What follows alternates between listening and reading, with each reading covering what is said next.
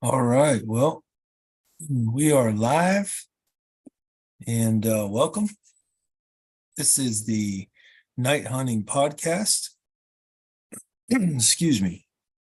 And this is episode number 8. And today we are talking about the wind. So, this is a Night Hunting Podcast. It is basically a podcast all about night hunting, and it's basically a podcast for night hunters, and it's all about night hunting. So my name is Tony Abreu. I've been night hunting for quite a few years now and just decided to start this podcast. I also have a store. I sell night vision and thermal optics, as well as all kinds of night hunting gear for the night hunter. And I night hunt as well. And this podcast, we just talk about different topics, as well as we talk about stuff that I'm doing, stuff that's going on in my world, and just talk about stuff that relates to night hunting. So let's go ahead and get into this week's episode. This episode, we're talking about the wind. So the wind is kind of a funny thing, and for some reason, let me see if I can find oh, there we go. Yeah, let me get some video going here so I can see myself. All right. So yeah, the wind. So the wind is definitely a funny thing. Um, you know, I watch a lot of videos on YouTube, and I watch, a lot of, some daytime coyote hunting and some nighttime. And, I see people ask all the time about cover scent and, you know, um, can a coyote smell you? I'm here to tell you 100% that they're at nighttime, they can't rely on their eyes because 9 times out of 10, it's so dark they can't see.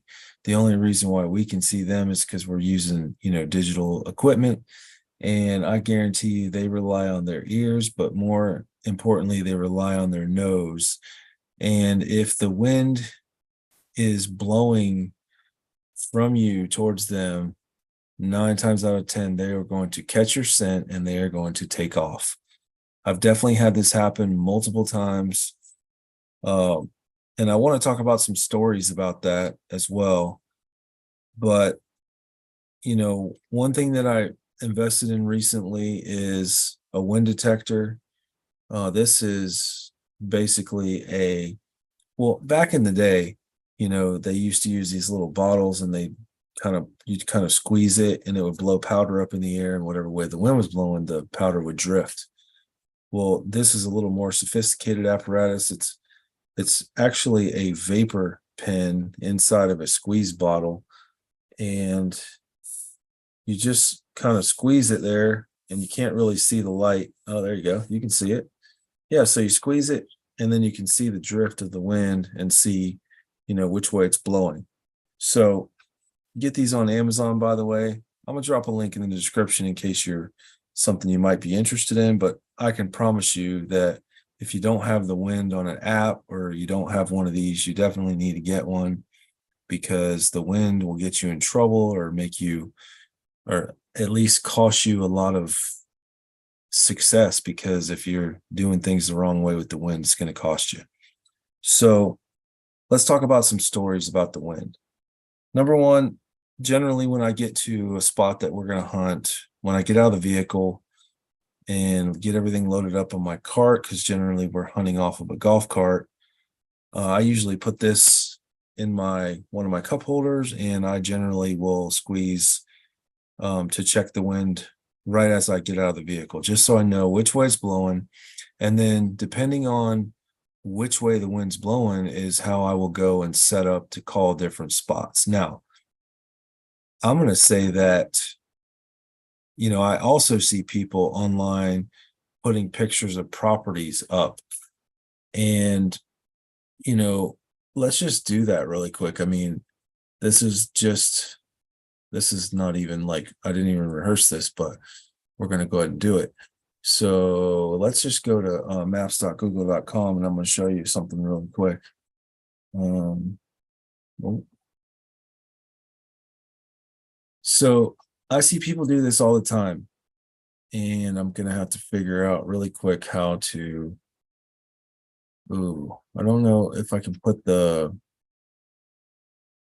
don't really care about the map part. I just want to see like the real trees and stuff like that. And I don't really see that I can do that.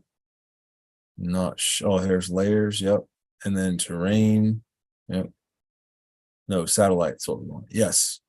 So let's just say that I live north central Florida, but let's just say that we were we were hunting in an area like this right here.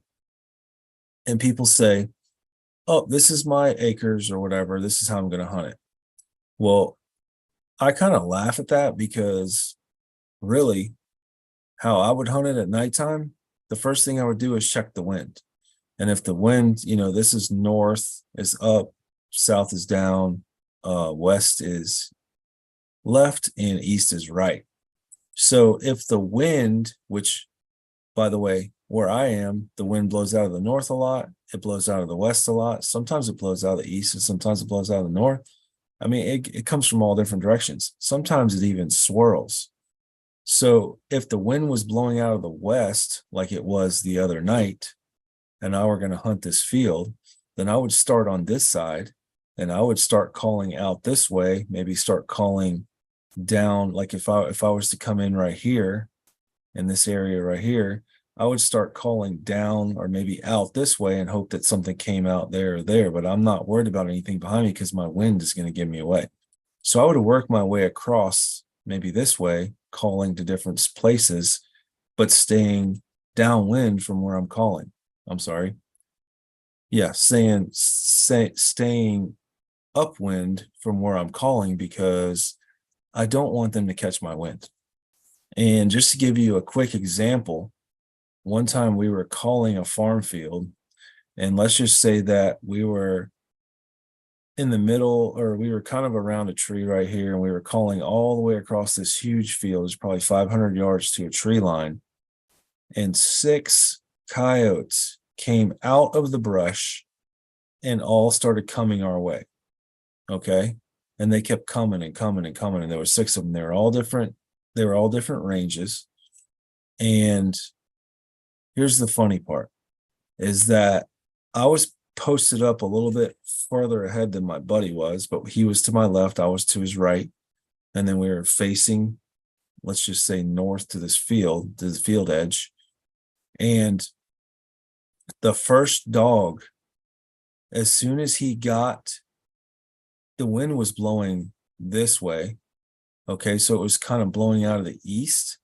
And as soon as he caught my wind, because I was first, he stopped dead in his tracks and he took off and ran backwards, right back to the wood line. He smelled me. The funny thing is that the second dog, as soon as he stopped, the first dog stopped, the second dog stopped too. And I was already on the second dog because the first dog was closer to my buddy. And as soon as the second dog stopped, boom, I dropped him. And that was it. The rest of them ran back to the tree line, and that was the only shot we got. But the whole point of that is that the wind actually messed that up a little bit. And as soon as that first dog caught my wind, he stopped and took off the other way. So the wind is super important when I'm not saying when you're planning a hunt, because it's hard to plan a hunt, but when I go out there, I kind of do it on the fly. And if the wind's blowing a certain direction, I plan around the wind. So another example, same thing happened. We were in a field and the wind was blowing. This time it was blowing from the south, and we were kind of in an area like this where there was a fence. Okay. And we were right in the corner here, and the dogs came off the property there, and the wind was blowing up from the south. And again, there was 3 or 4 dogs. And again, they caught our wind. They were running all over the place. And But once they caught our wind, they kind of took off and I was able to shoot another one. So definitely when they catch your wind, they're going to go, this is true for hogs. This is true for deer. You know, you always want to kind of know what direction your wind's blowing. And for me, even if I'm not using my little wind detector, or if I'm not using an app, because I do use Onyx Hunt. And on Onyx Hunt, I can actually see what way the wind's blowing there as well. And then on my phone, I use an app called My Radar, and it has a wind direction there where if it's lightly blowing, it's kind of hard to see. But if it's blowing heavy, you can definitely see the wind pattern. I have my wind turned on. So I like the Onyx app because it kind of shows you what direction the wind's blowing as per your stands are. But, you know, a lot of times when I'm out there, the wind kind of shifts as well. So sometimes it'll be right in your face. And the next thing you know, it'll be, I can feel it on my neck. So I'm always trying to just be in tune with the wind. And I don't really like hunting in high wind, although we have had success doing that before. There was one night where we went to a field. It was a 90-acre piece. We just pulled in the gate. The wind was ripping. It was kind of swirling, doing all kinds of stuff. And I had one buddy with me and then another buddy that hadn't really ever killed a coyote before, but he had night vision, and my other buddy had thermal, and then I had thermal. But I just set the gun up and then kind of got up on my golf cart and had a monocular and was calling. And weirdest thing, so we pulled in the gate. We were probably about 150 yards in the gate in this open field. There's a house to our left, which is the people's house that live on the property that we hunt on. There's cows in the field to the right. And then there's the cows do have access to the field we're in as well. And I start calling, and next thing I know, I'm on top of my golf cart on the back seat, have it flipped down up high. I turn around behind me, the direction we came in, and two dogs had somehow come from behind. And all of a sudden I say, two dogs, two dogs. And one of them got right up beside us, and my buddy shot it like at close range, and the other one ran off. He never even saw it. So that was really weird because the wind was kind of swirling. It was blowing at least 20 plus miles an hour. And it was like, it was just weird because they came in right where we drove in, and I don't know how they didn't smell us. So the wind is definitely a funny thing. It's definitely something that you should consider. And when I see people say, oh, how would you hunt this? Well, obviously, for me, I like hunting the open fields better than I do the woods, because I like riding around the edges and trying to pull dogs out of the woods. Or when I get here in the beginning of where it is and I make my first call, I'm definitely going to hit like a group call eventually. And hopefully a group of them are going to sound off. And then according to where the wind is, if I hear a group over here, I'm going to shoot down here and stay upwind so that they don't catch my scent, and then try to do some more calls and call them out of the woods and take them out. So also we've been doing a little bit of hunting on, you know, we hunt a lot of farm fields. We hunt a lot of fields that are cow pastures that have little bits of woods around them, or there's actually a lot of woods, but it's more cow pastures. And then we started hunting this piece, which is actually a lease, and it has more planted pines and more woods than it does open spots. And that to me has proven to be a little more difficult to call dogs, because I feel like in the open fields, the dogs, or even around the farm fields, you know, the dogs are always out there looking for food. And they're a lot easier to catch, you know what I mean? Versus in the woods, you can only catch them on the roads. So they're harder to see in the woods unless you have a wider field of view in your scope. And I just feel like we have had better success in the wide open fields. So the wind. So what experiences have you had with the wind? You know, like what are you experiencing with the wind, or what do you know about the wind? As far as cover scent goes, I hear people talk about that all the time. I brought it up earlier. Well, I don't use cover scent. I really sometimes I'll even just shower in like scent free stuff, but most of the time I'm not even worried about the scent because I'm always trying to hunt upwind so that they don't ever smell me anyways. Because if you're downwind from them and the wind's blowing towards them, they're going to smell you anyway. So you try to stay upwind. Now, something else too, if you're calling in front of you and there is a dog close by, sometimes they like to circle back around behind you. So you definitely want to keep your eyes peeled, from the back, because multiple times we've had dogs slip up from behind. One time before Thanksgiving, the day before Thanksgiving, there were actually 5 dogs in a field, and we were able to take 3 of them out. But before we did that, 2 dogs actually got around us because there was cows everywhere. We were in a field, we were on a fence line. There was a bunch of cows in the next field. There was actually a dip in the field where it kind of dropped down and kind of came back up, and the dogs were kind of laying down there with the cows, and 2 of them kind of slipped around the back, and one of them went in the wood line and went on, but the other one kind of went all the way around behind us. I don't know how he didn't catch our wind, but I shot one, and then as soon as I shot, my buddy shot the one that went around behind us, and we got 2, and then we ended up getting another one. So, you definitely want to keep your rear checked, and the wind. You always want to keep track of the wind. Now, when it does shift, it is a pain in the butt. Let's talk about hogs. I've definitely got another piece that I hunt that is mainly woods, and there are just feeders around, where we are, as far as like the feeders. Like, there's basically 3 feeders on this property. It's 65 acres. There's a main road cuts right down the middle of it. There's a road that peels off to the left early on that goes to the back to where there's another feeder. And then at the end of the road, there's a feeder. And then before the end of the road, there's another road that goes all the way up to the front.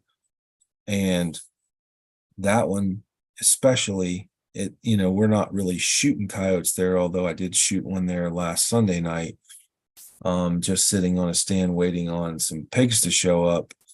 But if the wind is blowing my scent towards a feeder, I will not go there. I will not sit there. If the wind is blowing, like the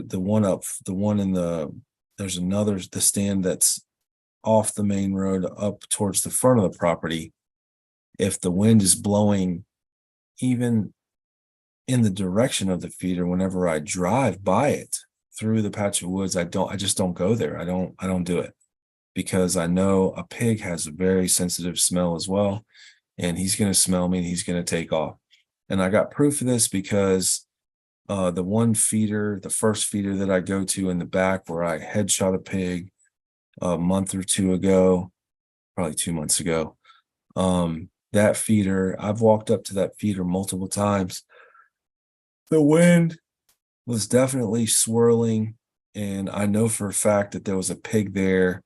And then whenever I got there, the pig smelled me and took off. I believe there was a pig there again last Sunday when I went as well, because I seen a real thick spot, through the trees. And then whenever I got up there, it was gone. So, even if you're a deer hunter, you know that if the wind is blowing the wrong direction, you don't want to sit at that stand. So that's pretty much how I deal with the wind. I believe the wind is an integral part of, how I base how I'm going to attack a field. And sometimes with all the properties that we have, sometimes, you start learning different patterns on properties. But I'm going to share some stuff here in a minute on the properties on what happened on Thursday night. We actually ended up shooting 4 dogs on Thursday night. We actually were able to take pictures with 3 of them. The 4th one, I'm pretty sure he's dead. Saw blood coming off of him. Kind of shot him a little far back, but I'm pretty sure he didn't make it. So, but I want to share the concepts of what happened there, and what was going on, and what took place, because that was the best night that me and my buddy have ever had. And it was really good, even though I missed two coyotes in the beginning, and I want to talk a little bit about that as well. But let's go ahead and transition into that. So Thursday night, I go pick up my buddy at 8 o'clock. I just say, hey, where do you want to go tonight? And he says, let's go here and let's go here. So I'm like, yes, let's do it. So I go pick him up, and I am shooting this is the Rattler 640 unit. It's a 35 by 640. It's a 2-power compact scope, and I'm shooting it on a 6.5 Grendel. That is a 12-inch barrel. It's an SBR, and I have a suppressor. So the one thing that I want you to notice is the battery pack. So I sell these battery packs on my website, Perceptive Outdoor Gear, perceptivegear.com. You can find these.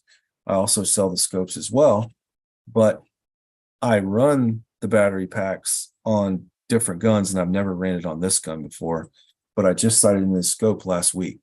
So I'm running this for the first time. Now, I sighted in the scope and was able to shoot coyote last weekend off of the feeder last Sunday night, the same day I sighted it in. And then we go Thursday, and I'm trying out the battery pack on this gun, just to give me some extra time, because I only had one set of batteries for the actual scope.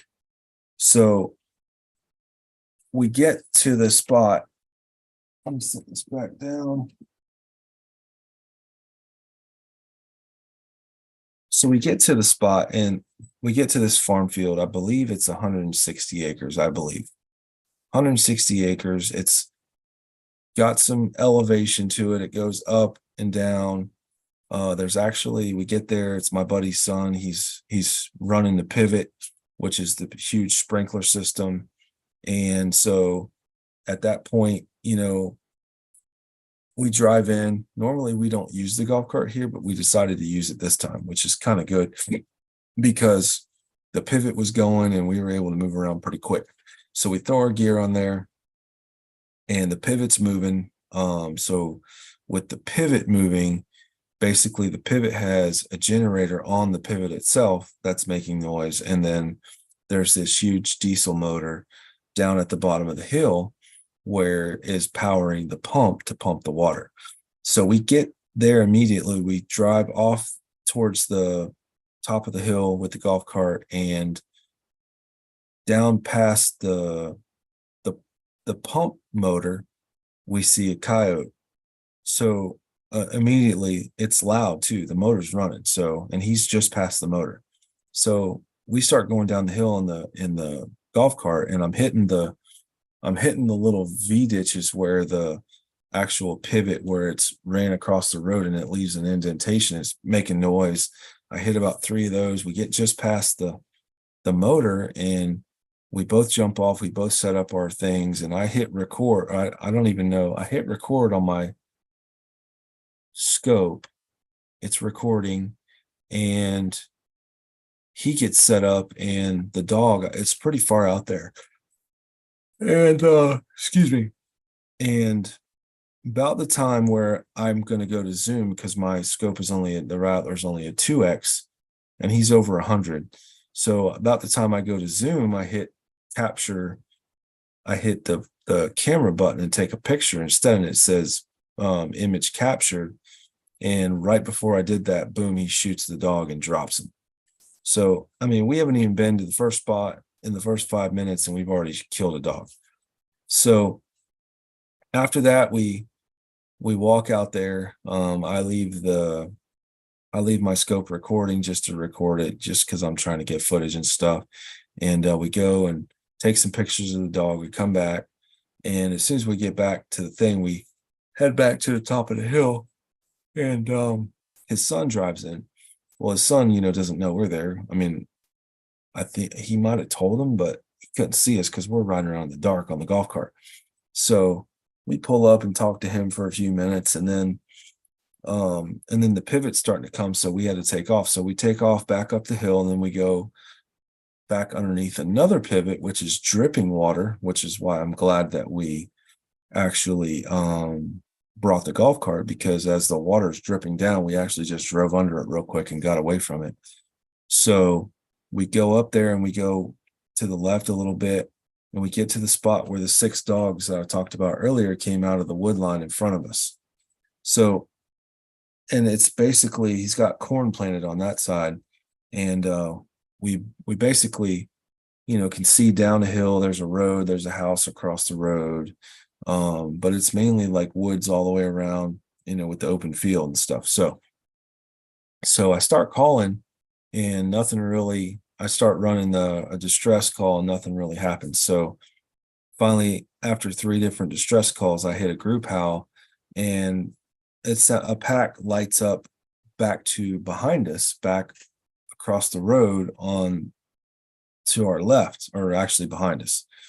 So after that happened, I basically went and got the call and turned it and moved it and turned it back towards their direction. And I moved around the corner a little bit and kind of set up there. And I hit another group call, a different one. And about not too long after that, boom, here comes 2 dogs over the hill. They come running in, running in, running in. They get up lateral. And the first one stops, which would be his dog, because we always, if he's on the left, he takes the dog on the left. I take the dog on the right. That's just how we do it. And so the dog on the right never really stops. And the one on the left stops, and he was just about to take off, and boom, he shoots the second one, or shoots the first one and drops it, which is really the second dog of the night. So then the other one's running. I shoot a couple times, can't really hit it. Can't even really get my gun to pull into my shoulder right, because that battery's got me all messed up, because I've never shot with it before. So after shooting, 4 times on too many times on the running dog, I missed the dog. He gets away, and I'm just like, what the heck? So I just had a hard time pulling it into my shoulder. So after that, we pretty much give up on that spot, but we've already got 2 dogs down in the first spot. So we go ahead and load back up, and we move back to the 90 acres, which is like in the next town over. So we get there, and we pull in the gate there, and the wind is like kind of in our face. So we're good. Or it might even be blowing from the west. Yeah, I think it was blowing from the west, like northwest. So west, southwest, sorry. So we go in the gate there, and immediately we drive up to where the house is, where we called the dog that I was saying, where the wind was swirling. We shot it, and there's a coyote laying down in the field right behind the house. So we can't really shoot that direction because there's houses. So we watch the dog, and I'm turning on different distress calls, and the dog gets up and he comes into the field we are, and about 200 yards out, and just lays down. And he lays down for a little while, and I'm changing up calls, trying to get him up. Well, finally he gets up, and he starts kind of trotting off to the right. And I think he was going to try to get like upwind, or trying to kind of circle us a little bit. But he was about 200 yards out, and I'm like, I just want to take a shot. So I'm zoomed all the way in on the on my scope, which is like 16x on the scope, which isn't very clear, but I can see the dog perfectly. And I pull it into my shoulder, and boom, I squeeze one off, and just totally cannot get it in my shoulder. I miss him. So I've already missed 2 coyotes in the night. I'm like, man. So he runs off. I'm like, what the heck? I'm frustrated by this point. I'm like, I don't know what's going on. Like, I'm just to the point where I'm just going to quit trying to shoot and just start calling. So I just kind of take a break, blow it out, relax, whatever. And we get back in the cart, and we go back to the tree line, and we go into one field and then into the next field. We go all the way to where there's this fence across there. And then it's like 70 yards to the peak of a hill. And then it drops off, and the dogs can actually run down on that drop off, and you can't see them. But then it goes all the way down to a tree line, which is like 250 yards to the actual fence line with some trees. And then there's another field behind it, which isn't ours, And as soon as we get there, there's dogs all over the place. There's like 3 dogs in the field. There's another 2 dogs over here. And boom, I hit a group howl again. And I'm not talking about not even 2 seconds. Boom, there's a dog to the right way down there that you can see, but 2 dogs start bouncing up to the left, and they come up and stop about 70 yards, and boom, I squeeze one off. And at this point I take the battery off. I'm like, I'm done with the battery. I got the rechargeable batteries. So I take it off and I pull it into my shoulder this time, and boom, I shoot, and it's a tight. And the only thing is, whenever I shot, he was kind of quartering off in a little bit of an angle, and I could see, shoot him. I could see his chest and his head, and then he was kind of quartering off. And whenever I shot just past his shoulder there and hit him right in the side. So it's a little far back, but he takes off running, runs all the way down to the tree line. The other one, I'm trying to follow the other one. I watch him. The video locks up, which I'm recording the whole thing. I record this. This video is like 8 minutes long that I'm recording. So I switch over to the other one. He never even gets a shot on the other one. And that one kind of slips through the tree, slips through like the fence, and we lose him in the weeds, but pretty sure he ain't going to make it. So we sit there for a few minutes and we're like talking or whatever. And he's like, put a pup distress on. So I put some kind of pup distress on, and it's playing for like, I mean, I started that video when we first got there. Those dogs came in less than a minute, and boom, I shot that one. And then at the 6-minute mark, which I watched the video and pulled this off and got it on my computer right now. At the 6-minute mark, I could see, like, maybe at the 5-minute mark, I saw a dog down the hill again. I could see his ears, and he was going towards the left, back towards the tree line, just out of view from us, but he's there. And I told him, I said, there's a dog headed to the right, and he never saw it. And then probably about a minute later, right at the 6-minute mark, same dog comes trotting up the top of the hill. He stops. He's totally facing me. He's right in front of my buddy. My buddy never even sees him. And boom, I just take a shot, shoot him right in the neck, drop him. So that's, we're sitting at 4 dogs for the night.